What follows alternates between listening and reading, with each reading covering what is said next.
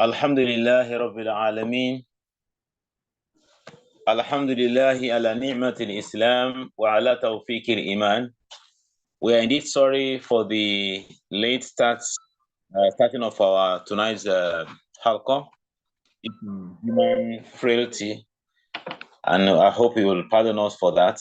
Time is very precious, not deliberate to keep us waiting. May Allah forgive us all. As we all know, the great month of Ramadan is fast approaching. Today is 3rd of Sha'ban, meaning that in 27, 26 days' time, we'll be starting Ramadan, inshallah. We ask Allah to balligina Ramadan, to make us arrive at Ramadan and be part of those who will fast it in a good state of health. Tonight, inshallah, what we are doing is we are looking at Ramadan in perspectives. In perspectives. By that, we are looking at Ramadan from the angles in which we can we can look at it intellectually, morally, socially, economically, medically, and other ways. So, but to do that, so that perspective is going to be according to authors. Some books were consulted with regards to Ramadan. So that's what we are doing tonight. I have with me the book by Sheikh Abul Hassan Ali Nadwi, Four Pillars of Islam. We look at Ramadan from that very perspective. Equally, we have the book of Towards Understanding Islam by Abul Ala Maududi. It's a perspective. We have Some in Focus by Hamuda Abdul Hati. It's a perspective. We equally have Let's Ask the Muslim by Maududi also. It's a perspective. We have a dimension of Islamic worship by Abu Hamid Al-Ghazali. It's equally a perspective. There are many others in Arabic, Minhaj al-Qasidin and others, but for tonight, inshallah, those are perspectives we are looking at Ramadan as a way of preparing for the month of Ramadan. The first one is the Four Pillars of Islam by Abu Hassan Ali Nedwi, Rahimahullah, which was written around 2012. And from page 169 to 13, you have Ramadan discourse, fast of Ramadan discourse, that very book. So the author begins by saying that in the scheme of creation, the man is between animal and angel by nature, by the way he is composed.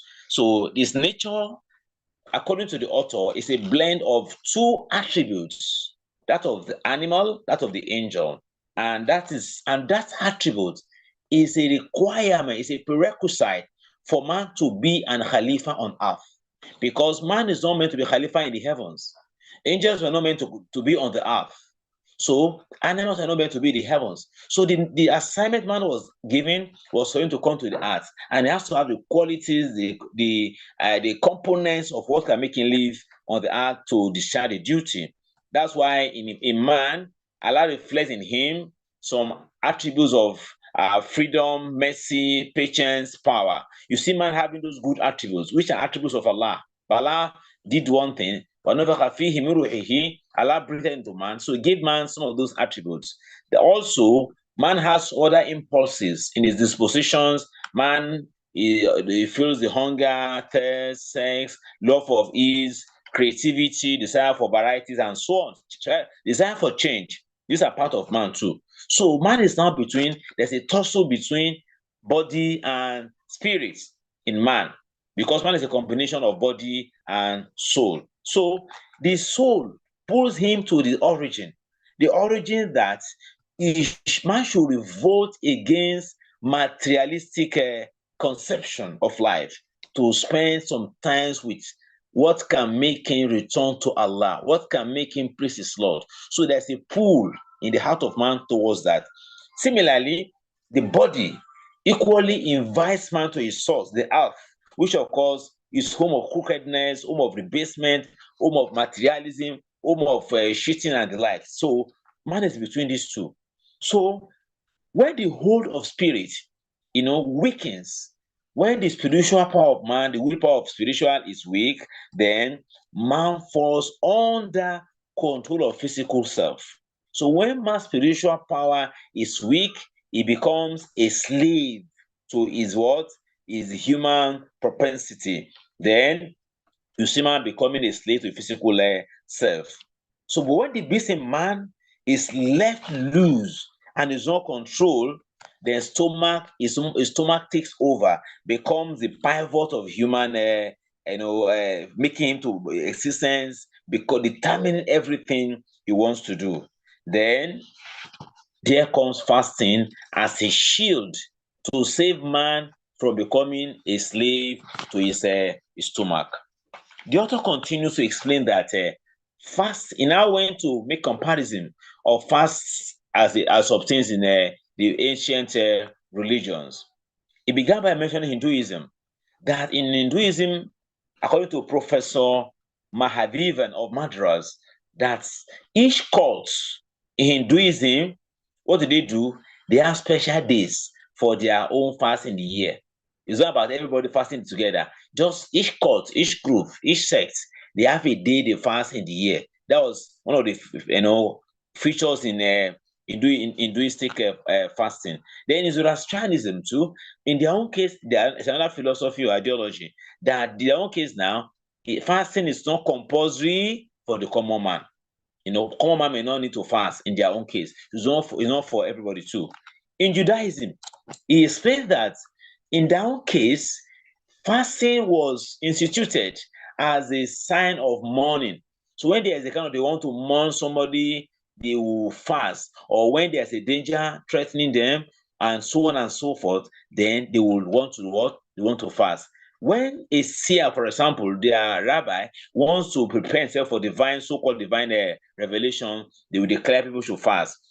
Then there were occasional fasts equally in those days, which they go through. So in their own case too, they fast at times in memory of certain disaster. If something happened some years ago, they just say, let us fast to remember what happened some times ago. That one is just tips of fasting in Judaism. In Christianity first, according to Encyclopedia of Religion and Ethics, it is recorded that Jesus fasted 40 days. Before his ministry, he fasted 40 days. But he left no regulation for the church, for his people, on how to continue fasting. No pastor can quote that anywhere that, okay, Jesus said, this is how you fast, this is what you do. He fasted, and it left the church to decide how they go about it. Then there was one day fast. Being a Jew too, you might have fasted.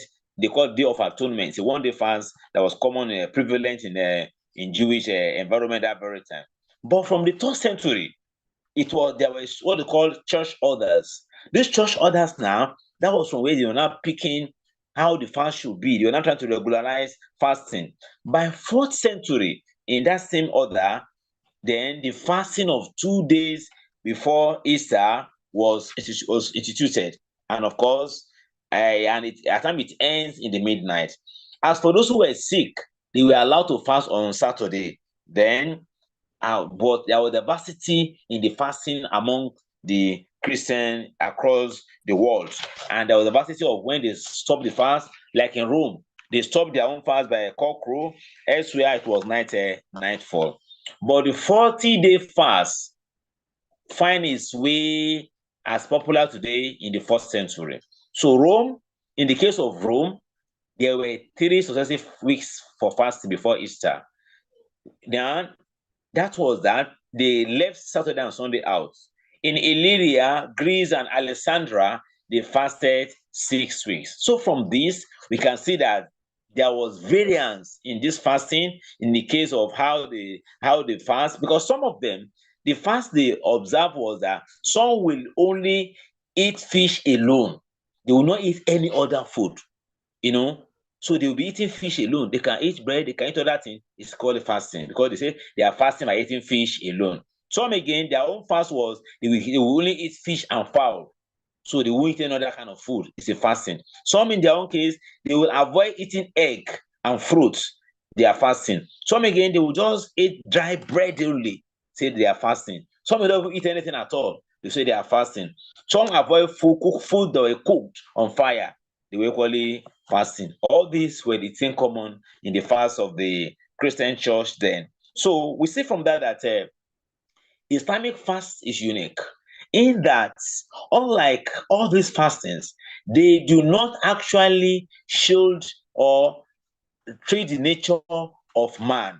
So Islamic uniqueness in our own case, the fasting of Islam was compulsory for all that have attained puberty. Is compulsory for everyone. So no whether you are rich or poor, you must observe it. Number two is that it's global and universal. Anywhere in the world you go, from Iran to Iraq to Australia to Austria to America to Chile to France to Paris, anywhere you go, the fasting is constant, the manner is constant, the month is constant, the approach is constant, the activities are constant in the month of Islam. Beside that, again, the sahur, the iftar, everything is regulated and everybody understands this across the Muslim world. And of course, the spirit of fasting is total abstinence to want to become God conscious. That was all that our scholar Abu Ali Hasanadawi said in his book, Four Pillars of Islam. Now, coming to Maududi in his own towards understanding Islam. So you can see the perspective of Ali Nadwi in those books called Four Pillars of Islam, because he wrote articles on those four pillars. He now combined them to become a book. So, and we mentioned that in that very book, if you can get it, it's, I think so, you can get the ebook and download it. If I will appreciate that, just if you read the book very well, you will appreciate the fashion of Islam so much. Just page 169 to 213 is very broad. You will enjoy that. You'll be happy that, alhamdulillah, you are a Muslim. So the perspective in that segment is nature of man was singled out, and he's trying to explain that fasting is the shield. Secondly, it could be comparison of Islamic fast and other fasts, as explained earlier. Now, coming to Maududi in his own book, Towards Understanding Islam, that's just on a page in the book, because the book was just like giving brief on Islam. On page 62, Maududi explained that, number one, that what Salat wants to achieve 5 times a day, fasting equivalent to achieve once a year for 30 days. When you come to the mosque for Subi, for Zuhr, Asri, but as case of Ramadan, you have to continue fasting for 30 days. That is the first thing he mentioned in his own book, that when you observe Salat, there's a goal. When you fast, there's a goal. The ultimate goal is to fear Allah. So Salat means to come every 5 times to come and talk to Allah and pray to Allah. Then secondly, he mentioned that faith in Allah, fear of Allah, and the fear of Akhirah makes us that we now come, makes us to cast us aside our delicious meal. God, nothing but that. How will you just leave you will not just eat, you don't just drink. Something must be inspiring you not to do that. That's the fear of Allah. Then he now tells us that because of that, we now suppress our passion and desires, and make the law of Allah supreme.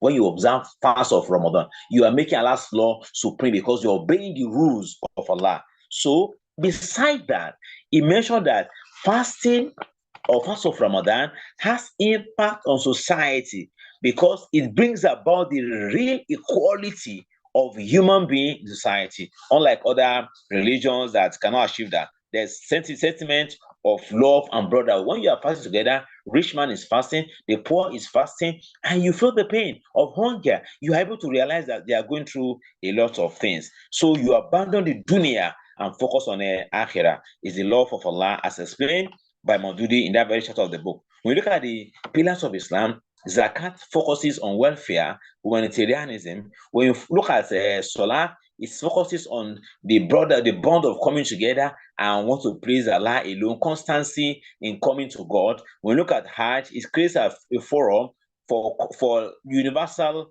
commonwealth of human beings, of believers. When you look at the first pillar, Al-Iman, it liberates man from all hodgepodges or nonsensical beliefs or philosophies. Iman Akida makes you realize that, but Allah alone in everything is the beginning, is the when you move and so on and so forth. But there's one aspect of life, that is, man has two weaknesses: the shower and the hawa.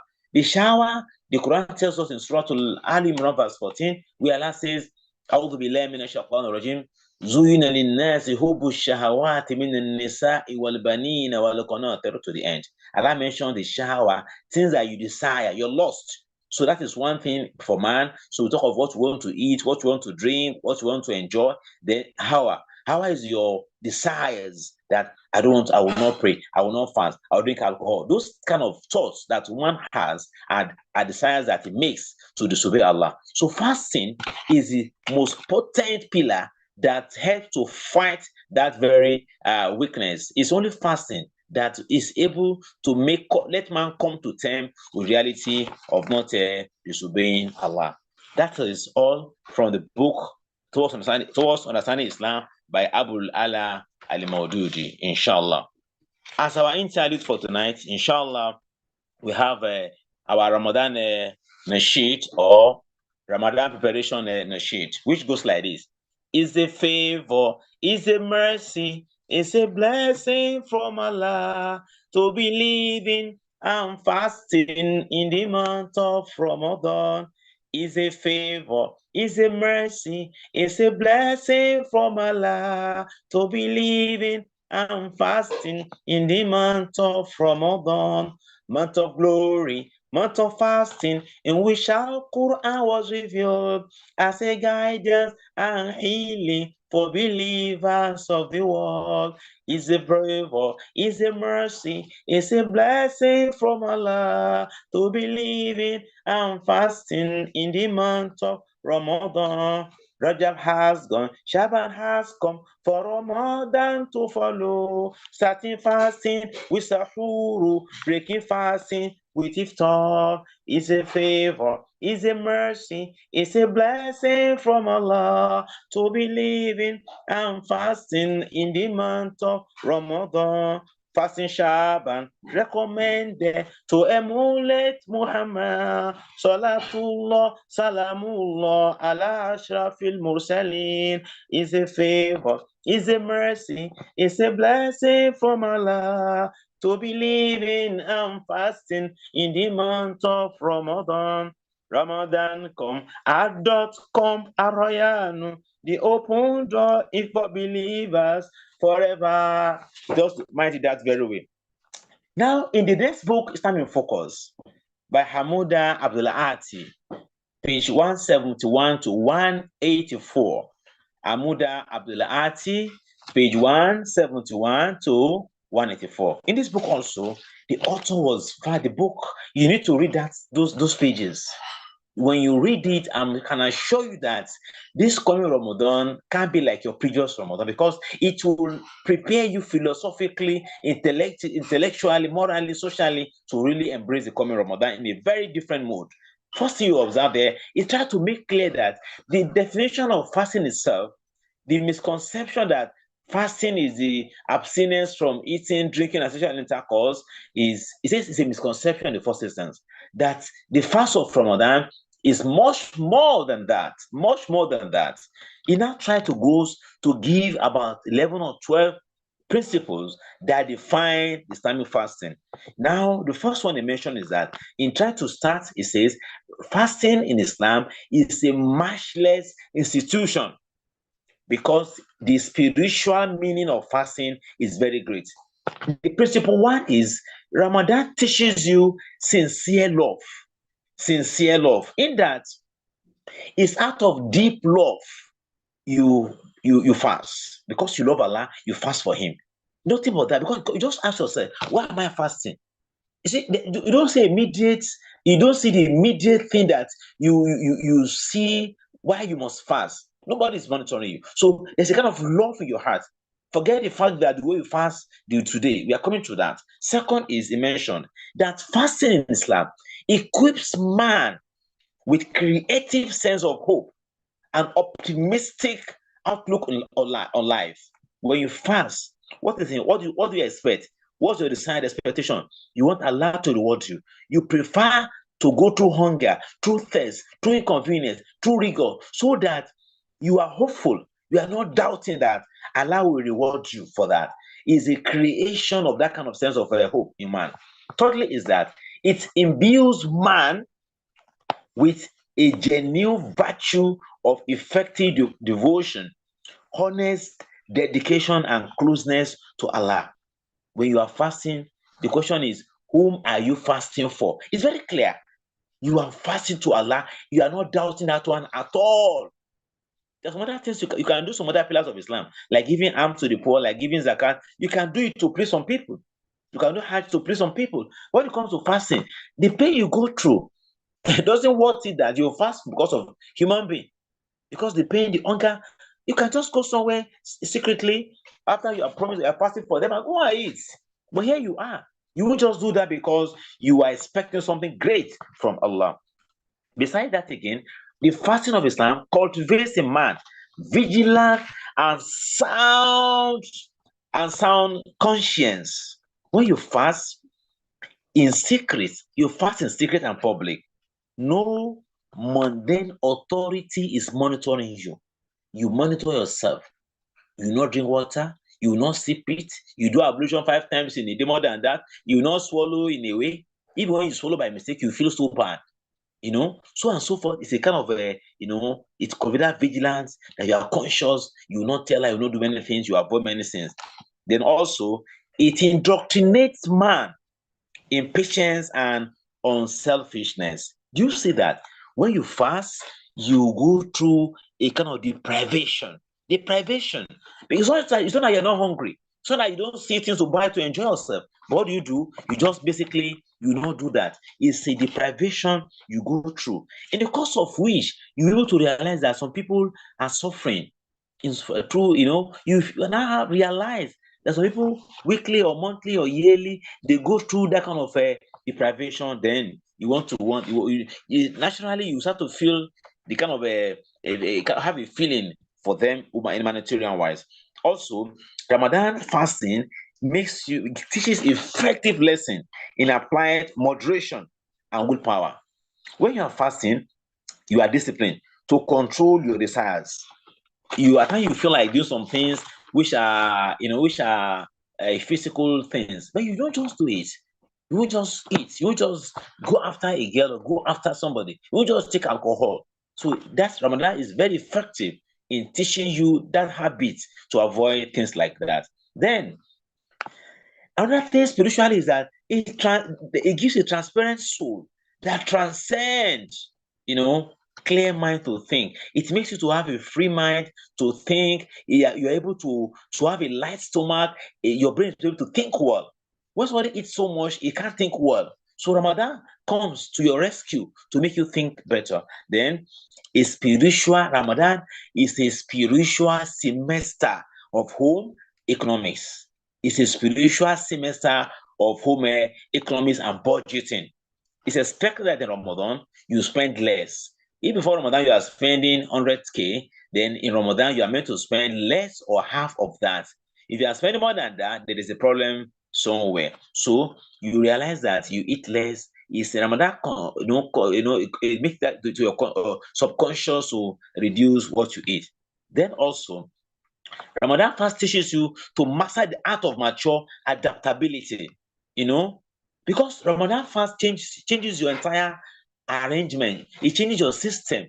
Your eating pattern, it changes it. From eating 8 a.m. or 7 a.m., it makes you eat earlier.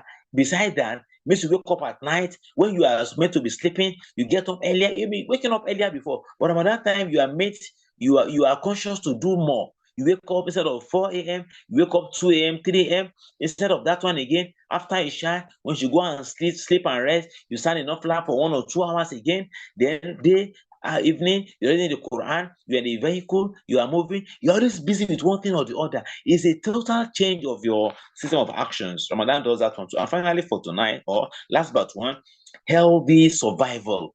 Ramadan relieves your stomach because it relaxes the digestive system. It ensures your body and soul from overcharge. When you are not fasting, you know what you eat. Guguru will pass, you buy. This will guarantee to pass, you buy. Share everything. You just want to take them and you want to enjoy them. Ramadan come to let you know, discipline yourself. This thing, they affect your health. Yes, and they do affect. And last one there is that it originates in man spirit of social belonging. You realize that when you are fasting, you have the mind that others are equally fasting. We are one across the world. We are equal. That's what brings equality before Allah. That's the real thing that brings equality before man, because the law of fasting is the same for everybody. Not that the rich men have a particular law when they can break their own fast. Maybe one of the rich men, when they are fasting and you're hungry, break your own. No, everything is the same for everybody. When you look at this very one, you realize that Ramadan fast goes a long way to free us from other things.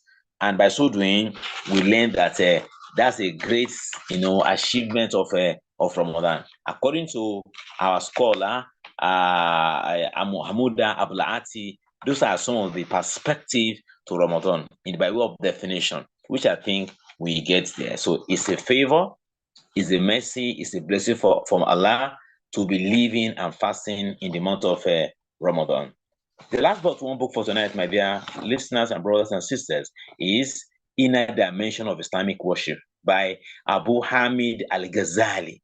This perspective, again, is very, very, very, great. You realize that this was translated by Mukhtar Holland. He extracted it from Ihya Ulumuddin. It's a voluminous book. He extracted this segment of Islamic worship containing Salah, Zakat, and things like that. Now, in the area of the fasting in the book, as mentioned by the author, then he says fasting has 3 grades. 3 grades. So when you now look at people to do fasting, you need to fix your grade. Or before Ramadan starts, you plan your grade. Or when you are fasting, you know your grade. When you are feeling fasting, you measure your grade. It's with 3 ways. First grade is ordinary fasting, called al-umum, siyam al-umum. Second grade is special, it's called siyam al-khusus. Third grade is extra special, that is siyam khusus al-khusus. These are the 3 grades according to the author, Imam Ghazali, on fasting. When it says ordinary fasting is a common fast, you avoid eating, drinking, sexual intercourse. But such people may be lying, maybe doing other things. That's ordinary fasting.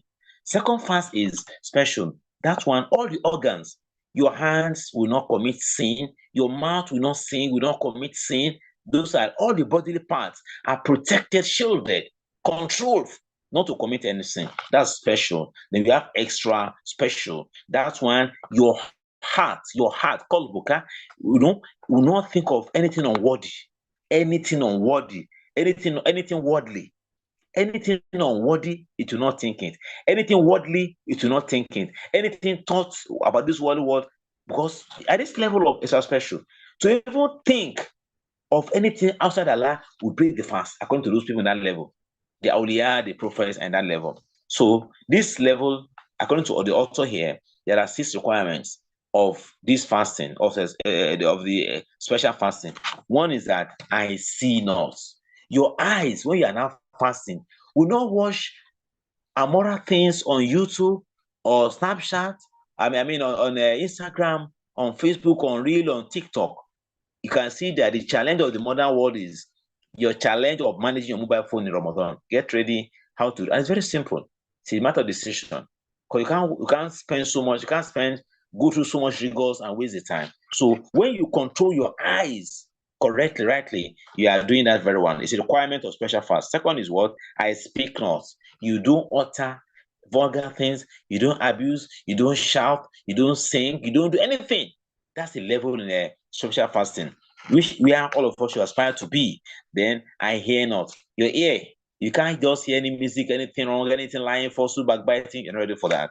Then I do not. Your hands, your leg must not do the wrong thing, must not go to the wrong place. And of course, no overeating. This is a condition of a special fasting. You ensure your sahur, you don't overeat. Because some will overeat to make up for the afternoon they are going to miss. That will not be okay. Then some will now overeat again when they are breaking the fast to balance the lunch they have not taken. That should not be so. So you don't overeat when you are fasting. The last one is what? Look to Allah alone. You look to Allah continuously. You don't say anything but Allah. That even when you are breaking your fast, your mind is that Allah is you do between khawf and raja, between fear and hope that I've just fasted now. Allah, I don't know. Please, Allah, please accept. Taqabbal minna innaka anta sami. Yeah, you don't be happy that I fasted today. You are counting the days, but Allah that you are fasting for, are you sure He has accepted the fast? So some have fasted for years. Maybe Allah has accepted it. So you feel humble, khawf, you fear, the raja, hopeful. That's how you should always feel after anytime you break your fast. Don't be too happy that thank God the days are going. So that is what that. The last book is Let Us Be Muslims by Abul Ala Maududi. This part 4 of the book on Psalm, page 181 through 194. This segment too, I will appreciate you get the book and read. In this segment, Maududi discusses meaning and blessing of the fast. If I read those portions, you'll be so happy that you've read them. Then he mentioned life of worship. That's why he began the discussion on Ramadan. Is that you have to see Islam itself as coming to transform man, your entire life to worship. Everything you do, you talk, you speak, you walk, you sit, you touch, you read, everything is about worship. That's what Islam has come to do. So everything you are doing to be seen as worship. That's the first thing he explains in that very book. Then rituals lead to life of worship. Rituals here mean Salat, Zakat, Hajj. So when you now understand that Islam itself has come to transform you to a life of worship, and that the Salat, these are official ways to actually make you worship Allah. So it's a transformation to make you attain total worship, of which fasting is one. He now says, how does fasting develop us? He mentions about 5 ways. That one exclusively is a private worship, that only you know that you are fasting. So fasting develops you to control, to be conscious that you are serving Allah. Second is that sure sign of faith. If you don't have iman, you cannot fast. You can't just fast for show off. It does not work. You are hungry, you are thirsty. What you do is that you go and eat secretly. But this one, you are not eating secretly. You are not drinking secretly. You are not doing anything. You have your wife, you cannot go to her. So it's a life of faith. It's an iman. Forget the level of the iman. It's iman, whatever the level. Then it's a month-long training. Not like any other pillar of Islam. 30 days, 12 or 14 hours every day. You are just busy doing the same thing, reading the Quran. Look at the rigor. You wake up, you sleep, you pray Tarawih, maybe 1 or 2 hours. You get up again, you pray Qiyam Malay, you read your Quran, you make dua, you do askar, you go over sahur, you finish sahur, you rest a little, you go to subuh, you shrunk, you wait again. Just you're going to finish a Quran or 2, want to do tadabbur and things like that. So it's a month longer training. Unlike more than any other pillar. So that is just 5 minutes, 10 minutes, you are through, go back. Zakat is just within a few hours, you settle that very one. Hajj is just 5-7 days, you are back. But Ramadan says that no, just 29 days or 30. Keep on doing the same thing continuously. It's a longer training of spiritual training. Then practicing obedience. In Ramadan, you are obedience every second. You are practicing. You have to do this. You have to do this. You don't do this. You have to do this. Don't look at this. Don't touch this. Don't do this. Don't do this. The laws are there, and you're obeying everything. You are practicing obedience. Then communal fasting. All of us are fasting. The brotherhood of Islam, we share together. All this you see in the book of Maududi. Then that says, where are the results? That question on page 188. All this you have said to transform you, to do this, the communal, the brotherhood. Where are the results of this thing? So we are not seeing them. And I say, why are we not seeing them? It's because we do not understand the meaning of fasting. The true spirit of fasting is what we lack, because it has purpose and form. And I explain that when you want to eat food now, why do you eat food? It's for you to be healthy, to be strong, not to die. Why do you eat food? You pick the substance, you put to your mouth. If you want to now go and take sawdust or mud or sand and be eating it, the process is just to take something and eat something. Maybe you're going to be eating paper, be eating anything. So that is why Madrid says that the same thing happens to fasting. When you don't understand the form and spirit, you just have to do what fasting for the sake of it. You take out, take everything, and in the course of fasting, you are washing the Z word and the likes. So that one is an area that we have to know. Then the outward, basically the real. That's what happens today. Our outward of feeling the hunger or feeling the thirst does not actually go with the real intention of fasting. So, say the wrong view of worship affects us. Fasting as a way of piety, then condition of true fasting, abstention from falsehood is a condition for true fasting. Then faith and self-scrutiny, shield against sins and hunger for goodness. These are the aspects from which Maududi looks at fasting in his book, Let All the Muslims, as a perspective for fasting. So, my dear brothers and sisters, these are the perspectives. We check very well, starting from our first scholar, Hassan al-Nadwi, in his 4 pillars of Islam. Basically, he began by doing what? By defining man and his nature, and why fasting is the only panacea to arrest his desires and laws. He went further to let us know the supremacy, the ascendancy, the power, the superiority of Islam by comparing it with other fasts in Zoroastrian, the Hindus, the Christians, the Jews. And we saw it clearly, that their own fast is like a partial, not like the Ramadan fast. That was about that in his own 4 pillars of Islam. Then in the case of Maududin is let us the Muslim, he basically trying to let us realize that the same way fasting has the kind of what we want to achieve, Ramadan has its own program too and projects what we want to achieve to that. When you now fast, it makes impact in society, not just about you alone. You are made to reflect, to help others. The communal, the humanitarian content of fasting, emphasize and that when you fast, it's because you fear Allah and you fear His punishment in the hereafter. That's one to understand from his own book towards understanding Islam. And when it comes to Islam in focus, Alhamdulillah, our author Abu Hamud Abul-Ati explained that the first thing is to get definition of fast clearly, not just a matter of not eating and drinking or whatever, but that there are some principles that go with Islamic definition of fasting. I mentioned about 11 areas, that teaches you to be sincere of sincerity of love and the likes in his own book. Then also we talk about the grading of Al-Ghazali in his book Ihya Ulumuddin, or Inner Dimension of Islamic Worship. So in that one too, we say there are 3 grades: the ordinary, the special, and the extra special. So that as we are starting, we are yet to start Ramadan, I pray I will all of us to just decide now which grade you want to go. Are you going for ordinary? So I want to buy something from a boutique or from a kind of store. You want the best for yourself. So I think you should go for the best. Minimum here is to go for special fasting, whereby beyond not eating and drinking, our body parts must equally fast, especially with our social media management and presence as Ramadan starts. We have to look at that very well. And lastly, Maududi in his book, Let Us Be Muslims, pages 181 to 194, where he now tries to explain to us the blessing of fasting as a life of transformation and so on and so forth. So on this note tonight, inshallah, dear listeners, we are going to pause there on the Ramadan, and I pray that Allah, inshallah, come next time we are meeting, inshallah, we are going to look at Ramadan again from another perspective. So Ramadan talk, Ramadan enlightenment is before Ramadan. During Ramadan, just give us a reminder so that all of us can get ready with the right frame of mind to go headlong to really see how we can achieve and maximize the reward for Ramadan. I pray to Allah, give him mercy to forgive our shortcomings. Once again, I take us through our Ramadan nasheed and rhyme that will be taken from time to time.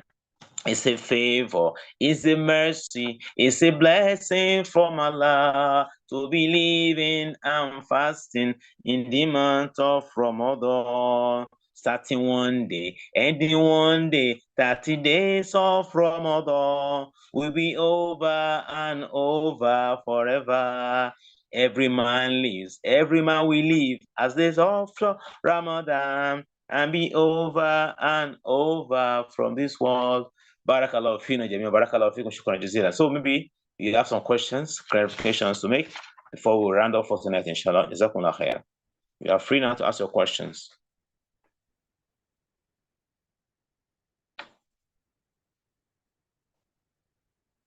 The book I've mentioned, the books I've mentioned, those 4 books.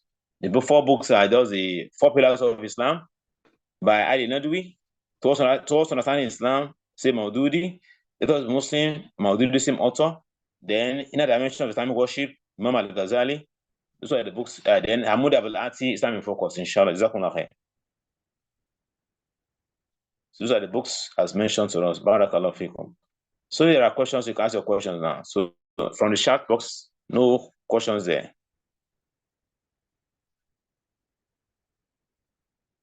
If you have questions, you can signify. So you can take that, inshallah.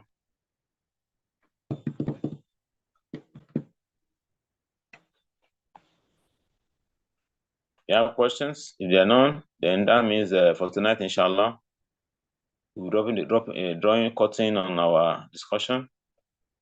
So when it's a minute or 2 minutes time.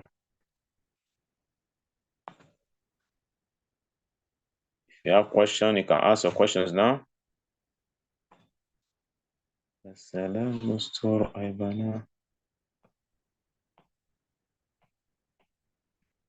Okay, so I want to appreciate everyone for coming tonight. May Allah bless us all and guide us right. Or you have comments or additions to make, both are welcome.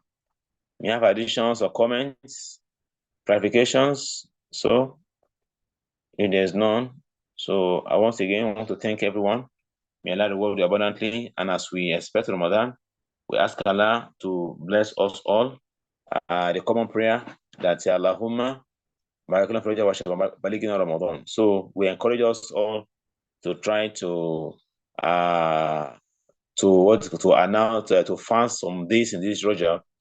That is very important. Let us try to fast. To fast most of the days in. We learned that he fasts all Ramadan, but he fasts most in Shaban more than any other month. That's one I think we should only copy. Secondly, I want to kind of pose that whatever you think you want to do in Ramadan, so you highlight them. They just pick one of them and start doing it now. Probably you plan to read 2-3 Quran. Start maybe to read 2 now. You plan to do Sadaqah in Ramadan. Start that thing. If just one of those things you want to do in Ramadan, start to do it to start feeling the Ramadan spirit. So feel Ramadan before Ramadan. Then in Ramadan you feel Ramadan. After Ramadan you feel Ramadan too. So I think that's the message I have for us tonight. Somebody asked a question on drip. Maybe you can take drip or something like that. The question is that one is that all these things. The first rule is that when somebody is ill and that ailment will cause you serious issue, your person is exempted. There's kind of ailment that one can still fast. That kind of fasting, in a case you don't have to use drip or any other thing that is not a supplement as kind of nutritious in any way, that one is a different thing entirely. So where you are taking something that's not to give you strength, it's not to give you as stuff as food, then that one is clear. Just medicinal to treat some other things, that one is doesn't affect your fast. Then okay, for information to inshallah, because Ramadan time, this our alcohol will go in hibernation for this week, for the 4 weeks. So we are planning that next week, inshallah, we have our halqah every week now, throughout Shaban every week, so that we implore to what's tonight the population, the attendance is somehow not very, it's a bit poor sort of. So let us try to mobilize our brothers and sisters to part of the out, inshallah. May Allah bless and assist every one of us. So somebody asked, is it permissible to put Quran on bare floor? It's not good.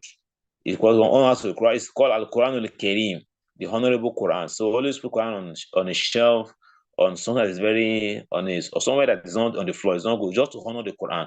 Other books, that's not. People, some Muslims have written about the Quran that the most honored book in the world is the Quran. It's the most honored book. The way we keep our Quran, unlike other people, we throw it anyhow. But we don't do that. So Quran is to be respected in all ways. In your reading, in your handling it, in your everything. You hear it read, you have to keep quiet. Everything like that is about the Quran. So let us always keep it on something higher. Is it haram to us to celebrate what the jam? That's the issue scholars have answered before now. Those who believe it's haram, they should stay aside. Those who believe they are mobilizing and because the people just talk in a global level where you want to revive some things. That's some things that we're not in a country like Saudi, as a kind of Islamic states, Muslim states in a way. So people are using it to send to the people's consciousness that this must be accepted. So that is the goal. Those who are doing it, it's not because they are jobless. Those who believe it's haram, whatever, they can just say aside, not to pose any problem. So when we return to Allah, we decide who is right or who is wrong. But those who are, the challenges we are going through, there are so many. During NYC, there will be, we have issues with hijab during many situations. People just that hijab does not affect mentality or intellectualism, but here we are. People just for the sake of creating unnecessary distraction, they always try to hate hijab in a way. So as far as we're concerned, hijab day is a way to mobilize, to recreate awareness about not just hijab alone. It's about the deen. It's about the deen. A menstruating woman whose menstruation stopped before iftar, what should she do? she has lost the fast, and before is it iftar? No sahur. If it's before iftar, no, she can't join anything now because who's menstrual before iftar? She can't fast now. Just before iftar. Sahur is about when you take sahur, that's when your fast is valid. So she just that day she can't fast. Yeah, she can't just wait and after Ramadan and pay back the day she misses. What measure of meal food should be used as fidya by someone that cannot fast due to. So I don't need the measurement for now. So inshallah, that time I can get the measurement for, because it changes every year. So the Zakat people, they will soon send it out. As soon as we get it, inshallah, we'll make it available to us too. Can I be someone that's fasting to pay back the fast I'm owing during the last Ramadan? Can I feed someone that is fasting to pay back the fasting I'm owing during the last Ramadan? No, you have to fast your fast. If you're owing fast, not just feeding people to pay to fast, it's not automatic. It's only when one has a constraint that makes one not to be able to pay back.